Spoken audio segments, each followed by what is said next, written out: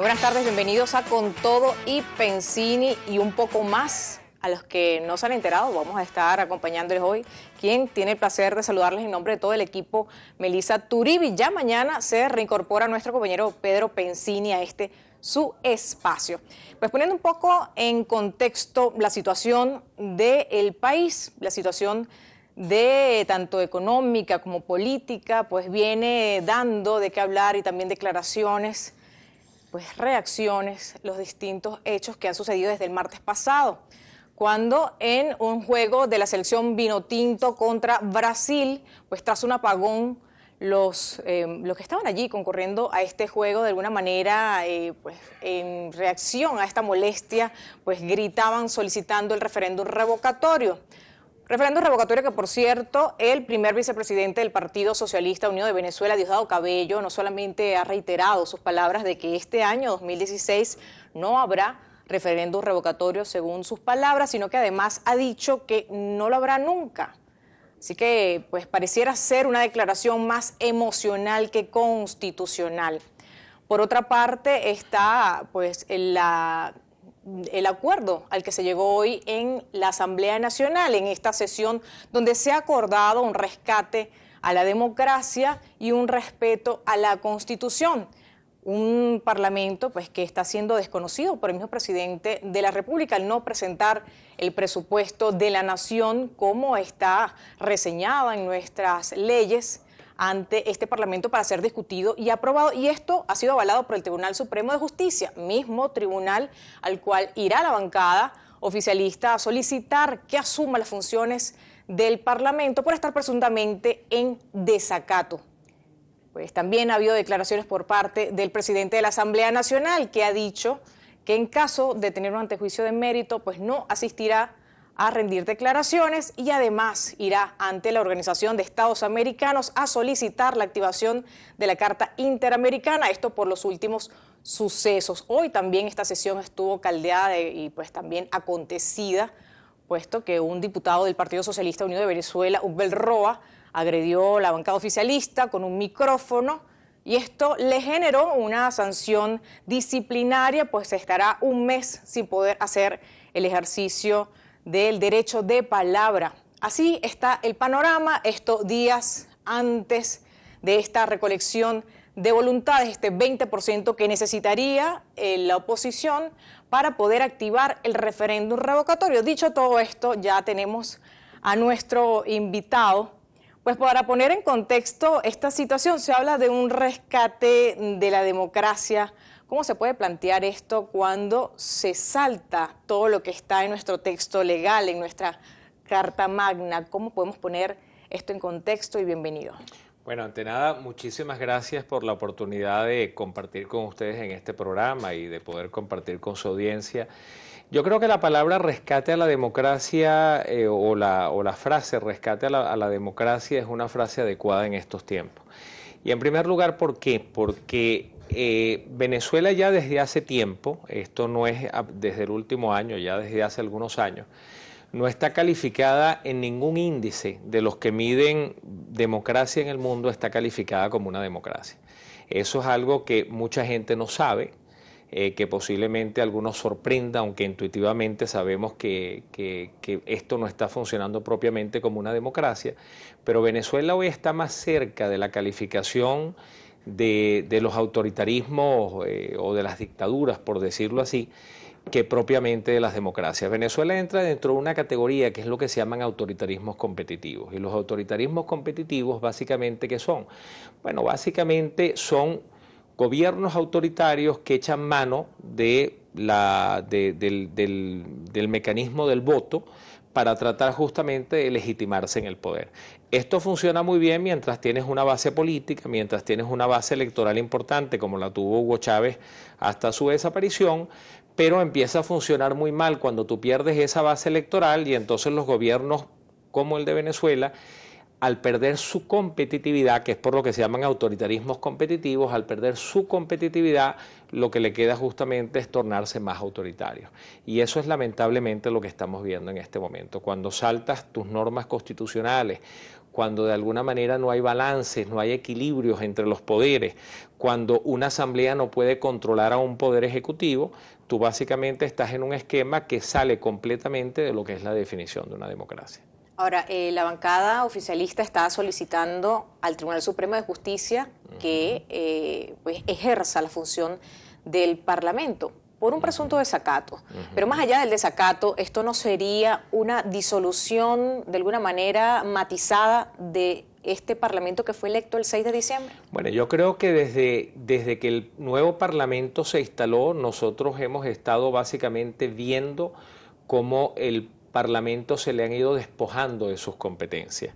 Hemos visto primero cómo se le despojan de los 2/3 que había ganado en una elección, cómo sucede después la irregularidad de que además de estar despojada de los 2/3, ese Estado, esos diputados que son cuestionados, no se resuelve el problema. Hemos estado prácticamente ya casi un año con el problema sin resolverse, pero además sin que se llame una nueva elección, con lo cual no solamente se le niegan los 2/3 a la oposición, sino que además se deja al Estado Amazonas sin representación legislativa, lo cual es un absurdo. Y hemos visto cómo la competencia contralora de la Asamblea Nacional se viene desconociendo de manera, yo diría que inclusive grosera, cuando funcionarios del gobierno se niegan a rendir cuentas a la Asamblea, y ahora estamos viendo cómo se pretende desconocer una de las principales competencias de la Asamblea, que justamente es la aprobación del presupuesto. La hemos visto también cómo se niega su competencia legislativa cuando se promulgan leyes, cuando se aprueban leyes en la Asamblea que después terminan no promulgándose, y donde el Tribunal Supremo de alguna manera interfiere con las competencias de la Asamblea, diciendo que esa ley no se puede promulgar o que esa ley es inconstitucional. Aquí lo que estamos viendo básicamente, ¿qué es? Estamos viendo una asamblea aislada institucionalmente, a la cual se le va despojando de sus competencias, y de alguna manera esto es una clara violación de lo que es un sistema democrático que va empeorando cada vez más. Ahora, esta lucha de poderes ha llegado a, si llega, mejor dicho, a este nivel, ¿qué le puede quedar no solamente a los venezolanos que no estén a favor de estas medidas que se están tomando, sino además institucionalmente, cómo quedaría organizado el país? Mire, yo creo que esa pregunta es importantísima. En un régimen de gobierno que se califica a sí mismo como democrático, tú tienes básicamente dos mecanismos de control del gobierno. Tú tienes lo que se llaman los controles horizontales, que son los controles institucionales, donde se supone que cada poder, ejecutivo, legislativo, judicial, los tres clásicos, aquí tenemos dos más, el poder ciudadano y el poder electoral, se supone que todos los poderes están básicamente al mismo nivel, que todos los poderes tienen competencias que permiten que uno de alguna manera controle al otro. Evidentemente eso no está pasando en Venezuela. Evidentemente tenemos un Tribunal Supremo que básicamente juega a proteger al Poder Ejecutivo. Tenemos un Consejo Nacional Electoral que lamentablemente ha demostrado poca autonomía, poca independencia y poca imparcialidad a lo largo de este proceso. Y tenemos una Asamblea Nacional, sí, en manos de la oposición, pero despojada básicamente de sus competencias. Entonces, los mecanismos de control horizontal no existen. El segundo mecanismo que existe en una democracia son los mecanismos de control vertical. ¿Y qué tiene que ver con qué es el control vertical? El control vertical básicamente es que nosotros, los electores, controlamos al gobierno a través de unos mecanismos que están establecidos institucionalmente. Las elecciones, los revocatorios y cualquier consulta que se haga por estos mecanismos.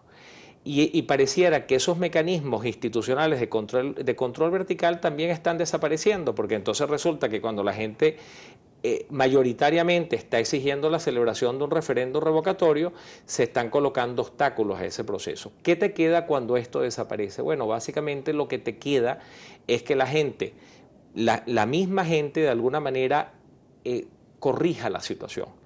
Ahora, ¿cuál es el problema? Que si tú cierras los mecanismos institucionales para corregir la situación, entonces la situación se corrige por mecanismos distintos. ¿Qué te quiero decir con esto?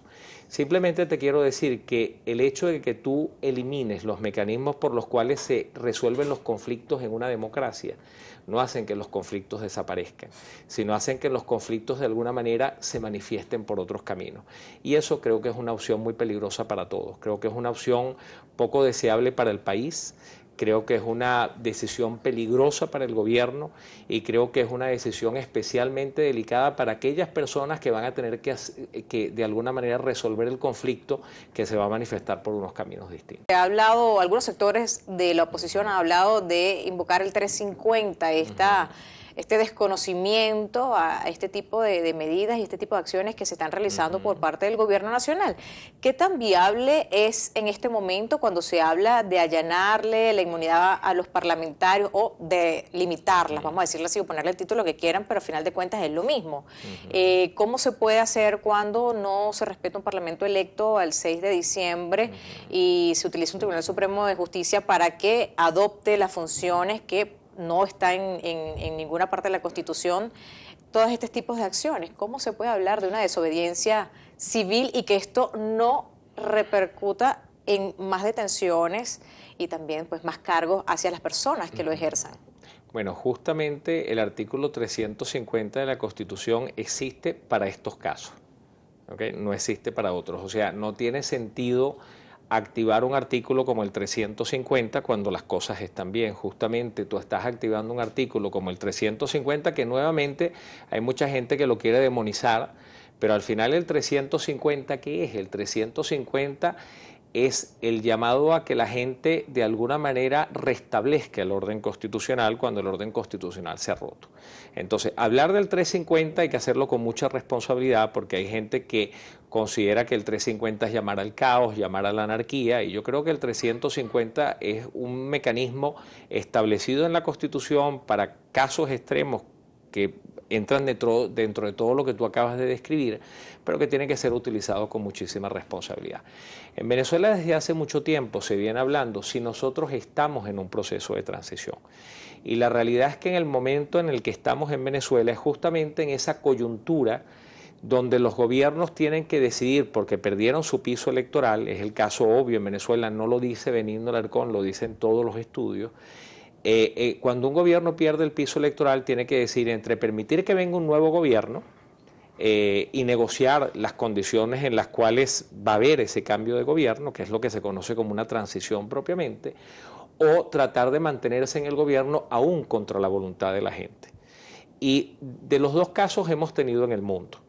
¿Cuándo normalmente se han logrado las transiciones? Básicamente no se han logrado porque el gobierno quiere y porque el gobierno de alguna manera ayuda a que se dé el proceso de transición, sino se da simplemente porque el gobierno ya no tiene los mecanismos, no tiene el poder para mantenerse sin el apoyo popular en el gobierno. Evidentemente, el mecanismo que le queda al gobierno cuando se le acaba el apoyo popular es el mecanismo represivo, es el mecanismo de lo que tú acabas de decir, de los detenidos, de no permitir las manifestaciones, de tratar de prohibir la protesta o reprimir la protesta. El problema muchas veces, y esto lo hemos visto en muchos casos, es que los cuerpos que tienen la responsabilidad de mantener el orden público, la Fuerza Armada, la Guardia Nacional, la Policía o los equivalentes en otros países, se han negado de alguna manera a reprimir de manera incondicional simplemente para complacer al gobierno. ¿Y lo hacen cómo? Lo hacen simplemente si se ajusta a la normativa constitucional y a la normativa vigente. En la medida que el gobierno se sale de la normativa constitucional, en la medida que el gobierno se aleja del marco legal, evidentemente lo que está es generando las excusas, primero para que esos órganos represivos no te acompañen y para que la gente de alguna manera se coloque en actitud de desobediencia. Por eso yo decía hace un momento en el espacio anterior que es muy peligroso romper los mecanismos institucionales que están establecidos para resolver estos conflictos, como el caso del revocatorio, porque eso no va a hacer nuevamente que el conflicto desaparezca, lo que va a hacer es que el mecanismo de alguna manera se manifieste por otras vías, y una vía contemplada en la Constitución justamente es el 350. Claro, pero estaríamos hablando de la teoría, pues en la práctica hemos visto otras cosas, ¿no? Estamos hablando de la teoría y de la práctica. A ver, si tú ves el caso de Venezuela, para nosotros esto es inédito, nunca lo habíamos vivido. Pero cuando tú comparas el caso de Venezuela con el de Chile, con la Chile de Pinochet, el caso de Venezuela no es peor que el de la Chile de Pinochet. En la Chile de Pinochet hubo campos de concentración, hubo mucha gente muerta, corrió mucha sangre antes de poder alcanzar su democracia. El caso de Venezuela no es peor que el de Sudáfrica, donde hubo un apartheid y donde básicamente una población que representaba el 20% del país tenía reprimido al 80% del país. Entonces el caso de Venezuela es muy grave, no le quiero quitar importancia, no le quiero quitar la gravedad al caso, pero la realidad es que gobiernos mucho más represivos, que han jugado mucho más duro en condiciones mucho más desventajosas para la gente, han terminado de alguna manera teniendo que ceder y teniendo que salir del poder. Entonces yo lo que creo nuevamente es que a un grupo de actores que hoy están en el gobierno, algunos de ellos potables en un proceso de transición. ¿Potables en qué sentido? Bueno, la derecha chilena no desapareció después de la transición, se transformó y de alguna manera la derecha chilena hoy tiene un espacio. Los partidos dominados por los blancos en Sudáfrica no desaparecieron, al igual que tampoco desapareció el PRI en México. El PRI en México pasó por un proceso de transición que fue ganado por el PAN, se permitió que el PAN gobernara, Vicente Fox fue, digamos, el primer presidente de transición y el PRI hoy vuelve a ser gobierno. Entonces yo estoy seguro que del lado del gobierno hay muchos actores que perfectamente son potables, que perfectamente podrán seguir haciendo vida política porque pueden perfectamente adaptarse a una nueva realidad y no tienen grandes costos que pagar porque el gobierno salga. Y justamente a esos actores hay que apostar, a la sindéresis, al equilibrio, a la moderación de esos actores es que hay que apostar. Yo no creo, por ejemplo, que un actor Fuerza Armada, que es de quien depende el gobierno hoy en día para poder mantenerse por la vía represiva, si por ejemplo se activara un 350, si la gente decidiera tomar las calles porque sencillamente siente que no hay otra vía de salida porque se las cerraron todas. Yo no creo que una Fuerza Armada gane nada reprimiendo a la gente de manera salvaje e incondicional. Yo creo que la Fuerza Armada tiene mucho más que ganar, asumiendo una actitud de neutralidad institucional y apegada a las leyes y a la Constitución. Y yo creo que dentro de ese ámbito todos podremos convivir, todos podremos resolver los conflictos y de alguna manera podemos dar un paso en el camino adecuado. Yo creo que está en manos de los actores gubernamentales y de la mayoría de ellos a cuya moderación y a cuya inteligencia debemos apelar. Yo creo que está en la mano de la mayoría de ellos decidir a qué tipo de transición vamos. Si vamos a una transición traumática, a una transición con gente perseguida, con más presos, con manifestaciones en las calles, o si vamos a una transición que se maneje dentro de los canales institucionales, que sea tranquila y donde buena parte o muchos de ellos, la gran mayoría de los actores que hoy están en el oficialismo puedan negociar un espacio que les permita una vida política hacia el futuro. Y yo creo que justamente hacia eso es que hay que apostar. Ahora, ¿cuál es el margen de acción que tendría en este caso la bancada oficialista, el gobierno, el Partido Socialista Unido de Venezuela y el Gran Polo Patriótico de hacer esa reflexión que usted menciona? ¿Cuánto tiempo les queda para tener que tomar esa vía? Porque hemos visto que va pasando el tiempo, se va acercando fechas que evidentemente van a requerir una acción por parte de ambos sectores mayoritarios en cuanto a la representación política del país se refiere, tanto gobierno como oposición.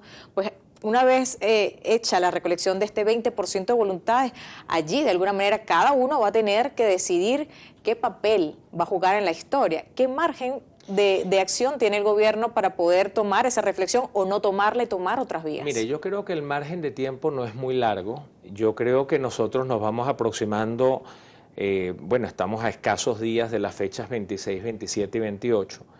Yo creo, y esto te lo digo como analista, yo no soy político, yo no formo parte de ningún partido político, pero mi trabajo es esto, es analizar las cosas que pasan y tratar de alguna manera de entender qué es lo que está sucediendo en el panorama político. Entonces, ¿qué creo que puede pasar el 26, 27 y 28? Bueno, si las encuestas que hemos visto, que no son propias, son hechas por otros, pero son bastante coincidentes, son ciertas y no hay por qué pensar que no lo son encuestadoras serias.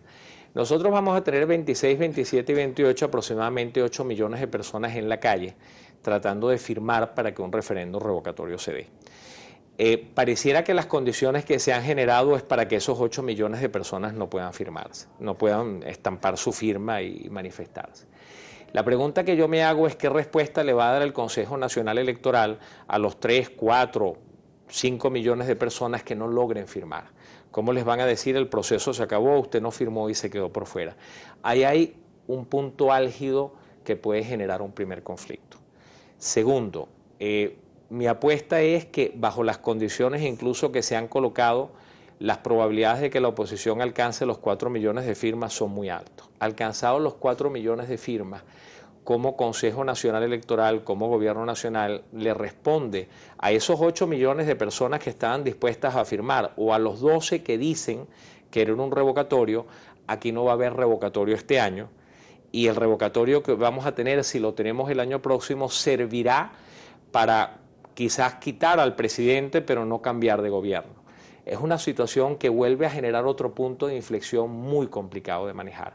Ahora, supongamos y pongámonos digamos en el escenario más difícil de concebir, que es que no haya revocatorio ni en el 2016 ni en el 2017, como dicen algunos actores de gobierno, lo cual implica que están dispuestos a reprimir para que eso no suceda. Entonces, supongamos que se reprime y se llega a pasar la frontera del 11 de enero sin que haya revocatorio. La pregunta es, ¿quiénes van a estar allí? ¿Qué van a hacer de ahí en adelante?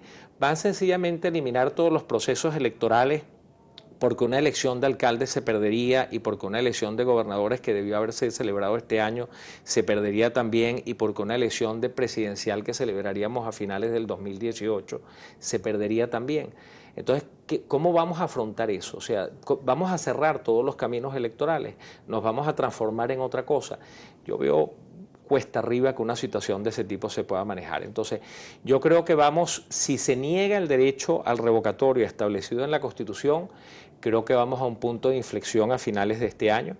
Creo que el gobierno va a tener que pensar muy bien si está dispuesto a reprimir incondicionalmente o si la mejor salida es negociar una transición donde todos quepamos. Bueno, quedan tan solo días para saber eso y para que estemos de alguna manera como testigos de ese desenlace y de las posturas que va a tener cada uno. Muchísimas gracias por habernos acompañado a analizar este tema, pues queda tanto de qué hablar. Nos quedaron algunos puntos por allí, como el convenio que han suscrito de democracia sostenible, que me imagino que mi compañero Pedro Pensini lo invitará para un próximo programa y poder hablar de esto que está muy vigente hoy en día, este tema que ustedes, este convenio que suscribieron con Idea Internacional. Pero muchísimas gracias a Benigno Alarcón, director de pues, la parte política de la Universidad Católica Andrés Bello. Nosotros vamos a hacer una breve pausa, pero usted no se aparte de nuestra sintonía. Al regreso venimos con información de las redes sociales y cómo usted puede hacer un mejor uso de ellas.